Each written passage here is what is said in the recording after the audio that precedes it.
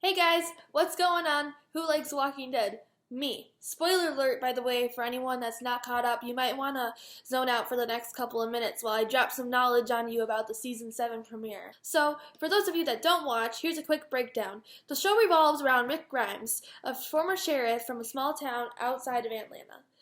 There, he is then shot in the first 10 minutes of the Season 1 premiere, which then he falls into a coma that lasts for about 4 to 5 weeks, and in that time, the dead start to rise. He wakes up in an abandoned hospital unaware that the apocalypse has started. In the next episode, he finds a group of survivors, which also include his wife Lori and son Carl.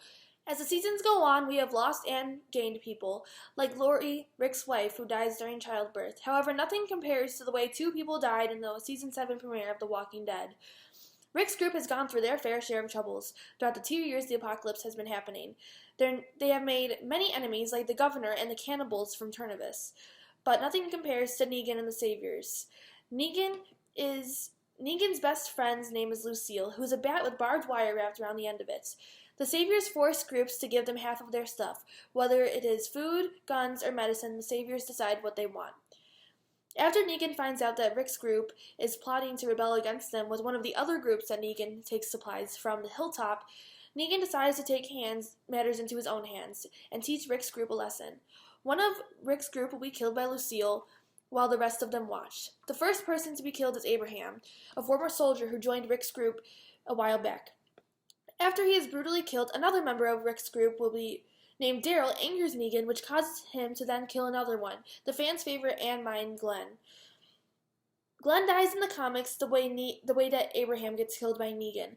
So when Abraham died first, we all thought we were safe from losing Glenn. However, the plot twist was too much for many to handle, and it angered many fans. A lot complained they took the episode way too far, especially after the scene where Rick almost had to cut his son Carl's arm off. Looking back on the episode, it was very intense. I can say very honestly that I have a strong stomach, and I have never needed to look away from an episode until this one. I, however, do not agree with the fans that say they took it too far. As the show goes on, the stakes go higher and higher. So with an episode like this, which represents the 100th comic and has been awaited by fans all around, needs to be pretty big. The longer I watch The Walking Dead, I realize that the walkers aren't really the problem anymore, and it's more of the people that are trying to survive as well. I suggest that everyone at least tries to watch this show. It takes a while to get going, but once it does, you'll be hooked.